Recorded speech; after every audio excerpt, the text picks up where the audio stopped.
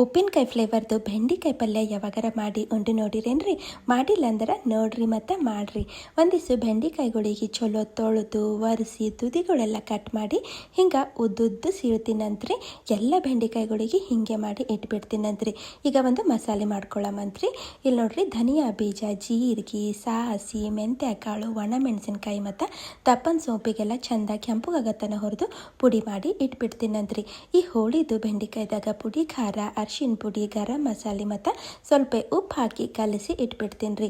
ಎಣ್ಣೆ ಬಿಸಿ ಮಾಡಿ ಸಾಸಿ ಜೀರಿಗೆಗಳಿಗೆ ಚಂದ ಕುಣಿಸಿ ಉಳ್ಳಾಗಡ್ಡಿ, ಕರಿಬೇವು, ಹಾಗೆ ಬೇಕನ್ಸರ ಒಂದಿಷ್ಟು ಹಸಿ ಮೆಣಸಿನ್ಕಾಯಿಗಳಿಗೆ ಹಾಕಿ ಸ್ವಲ್ಪ ಹುರಿದಾದ್ಮೇಲೆ ಇದ್ರಾಗ ಟೊಮಟ ಹಾಕ್ಬಿಡ್ತೀನಿ ರೀ ಮತ್ತು ಸ್ವಲ್ಪ ಉಪ್ಪು ಹಾಕ್ಬಿಡ್ತೀನಿ ರೀ.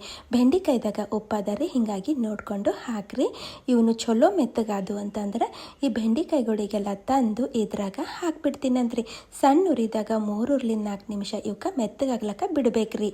ಕೊನೆಗೆ 1 ಚಮಚ ಕಡ್ಲಿ ಹಿಟ್ಟು ಹಾಗೆ ಮಾಡಿಟ್ಟಿದ್ದು ಈ ಮಸಾಲೆ ಮತ್ತು ಮ್ಯಾಲಿಂದ ಒಂದಿಟ್ಟು ಕೊತ್ತಂಬರಿ ಹಾಕಿ ಚಲೋ ಕಲಿಸಿ ಸಣ್ಣ ಉರಿದಾಗ 1-2 ನಿಮಿಷ ಇದಕ್ಕೆ ಹುರಿದ್ರೆ ಸಾಕ್ರಿ. ನಮ್ಮದು ಪಲ್ಯ ಇಲ್ಲಿ ರೆಡಿ ಆಗಿಬಿಡ್ತದ್ರಿ. ಮಾಡಿ ನೋಡ್ತೀರಲ್ರಿ ಮತ್ತೆ.